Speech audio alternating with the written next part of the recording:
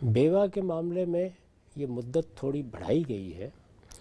اس کی وجہ یہ ہے کہ جب ہم طلاق دیتے ہیں تو حالات کا اندازہ کر کے دینے کی تاکید کی گئی ہے، لیکن موت کا وقت تو اللہ مقرر کرتا ہے.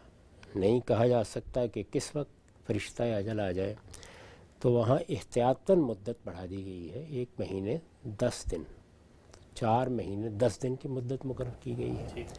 لیکن تمام آیات کا اگر آپ استقصاء کریں تو یہ بالکل واضح ہو جاتا ہے کہ اصلی مقصود یہی ہے کہ عورت کے بارے میں بالکل واضح ہو جائے کہ بچہ ہے یا بچہ نہیں ہے.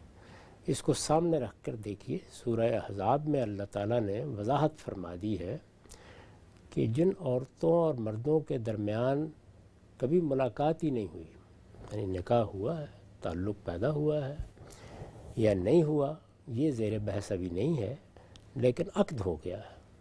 عقد تو ایجاب و قبول کا نام ہے. یہ ممکن ہے کہ رخصتی نہ ہوئی ہو، یہ ممکن ہے کہ عورت چلی بھی گئی ہو لیکن تعلق پیدا نہ ہوا ہو. تو اگر کوئی تعلق پیدا نہیں ہوا تو پھر کوئی عدت نہیں ہوگی، یہ وہاں وضاحت کرتی ہے. تو اس سے بالکل صاف واضح ہو گیا.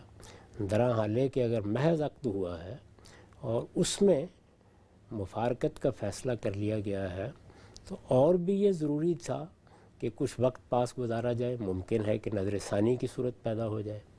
تاہم اللہ تعالیٰ نے یہ فرمایا کہ چونکہ عورت اور مرد میں ملاقات نہیں ہوئی تو بچے کے بارے میں بھی کسی شبہ کا کوئی امکان نہیں ہے.